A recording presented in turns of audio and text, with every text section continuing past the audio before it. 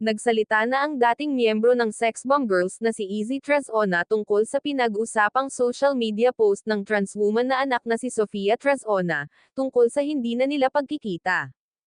Ayon sa naging pahayag ni Sofia na hindi pa umano sila nagkikita ng kanyang ina at natatakot aniya siyang makita siya nitong trans woman na. Sinabi rin ni Sofia na nananatiling unresolved relationship sa ina, hindi na rin daw siya nakakapunta sa family events sa side nito tulad ng birthdays at mga reunion. Dahil nga rito ay nabash na naman ng bonggang-bongga si Izzy. Samantala, ayon naman sa ulat ng PEP, nakapanayam nila si Izzy matapos ang guesting nito kasama ang asawang si Alvin Aragon nitong Martes 10 ng Pebrero sa Fast Talk with Boy Abunda.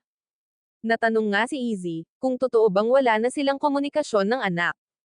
Nagtaka pa raw si Izzy sa mga sinabi ng anak dahil kaka-message lang daw sa kanya nito, at tumutugon naman siya. In short, nagkakapalitan sila ng mensahe.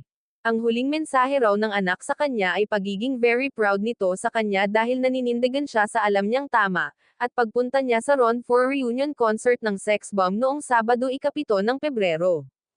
At batay rin sa sagot ni Izzy, mukhang nagulat din siya sa revelasyon ng anak sa social media na magsisimula na siya sa isang operasyong may kinalaman sa transitioning niya, sa Marso taong 2026.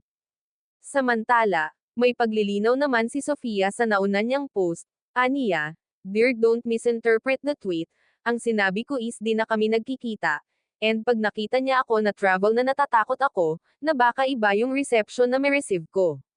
Dagdag pa ng drag queen, "But it doesn't mean na di ako nagtatry mag-reach out.